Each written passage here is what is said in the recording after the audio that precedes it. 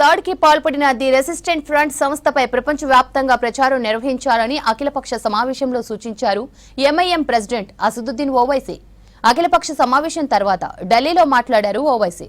TRF ను ఉగ్రవాద సంస్థగా పరిగణించేందుకు కృషి చేయాలని కేంద్రానికి సూచించానన్నారు. దీనిపై యుఎస్ఏతో చర్చించాలని చెప్పారు. ఎఫ్ఏటీఎఫ్ లో పాకిస్తాన్ ను గ్రే లిస్ట్ లో చేసేందుకు కూడా భారత ప్రభుత్వం ప్రయత్నించాలన్నారు ఓవైసీ.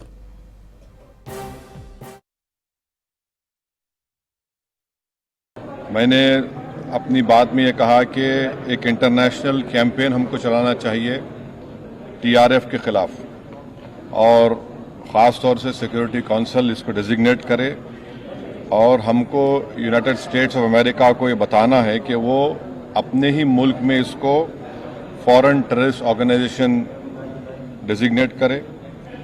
और क्योंकि आप देखेंगे फरवरी 2025 में हाफिज सईद के बेटे हाफिज अब्दुल रऊफ की एक स्पीच है पीओके में, जिसमें उसने कहा कि 2025 तमाम साल हम लोग जिहाद करेंगे।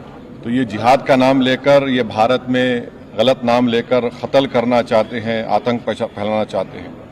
तो यूएस को हम रिक्वेस्ट करें, उनको लॉबी करें कि ये टीआरएफ को एक फॉरेन टेररिस्ट ऑर्गेनाइजेशन बनाए, पाकिस्तान को एफएटीएफ के ग्रे लिस्ट में डाला जाए। यूनाइटेड किंगडम से हमने ट्रेड डील किया है, अब क्या क्या बहुत सी चीज़ें कम हो जाएंगी, टैरिफ कम होगा।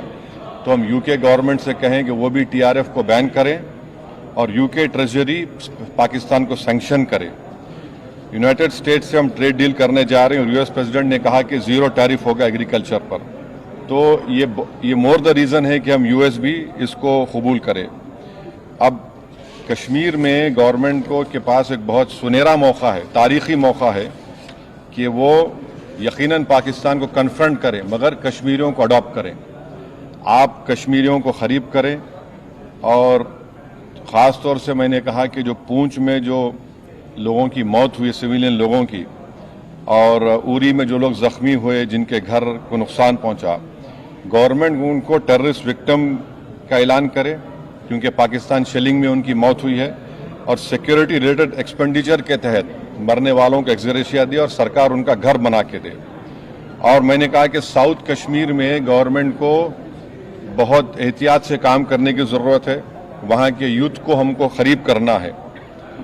और जो ऑपरेशन सिंदूर हुआ उसका मेरी नज़र में सबसे बड़ा इम्पोर्टेंस ये है कि मुरीद की और भावलपुर पर अटैक होना, ये नॉन टेररिस्ट ऑर्गेनाइजेशंस के हेडक्वार्टर्स हैं। ये बहुत अहम बात है जिसको हमको समझने की ज़रूरत है।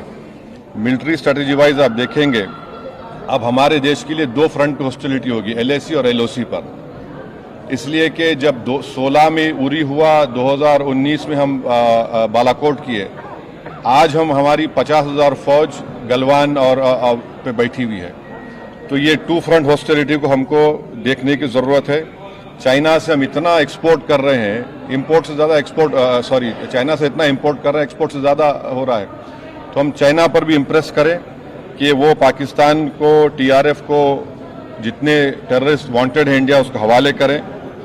और गवर्नमेंट से मैंने गवर्नमेंट से कहा कि आपने अच्छा जवाब दिया ओआईसी को, और तुर्किया को हमको समझाना है कि तुर्किया पूरे विश्व में एक ऐसा कंट्री है जो अपने ही देश में जो टेररिस्ट ऑर्गेनाइजेशन है कर्ड्स, उनको बॉम्ब करता है। इराक में जब तक उनसे डील नहीं हुई वहाँ बॉम्ब करता था।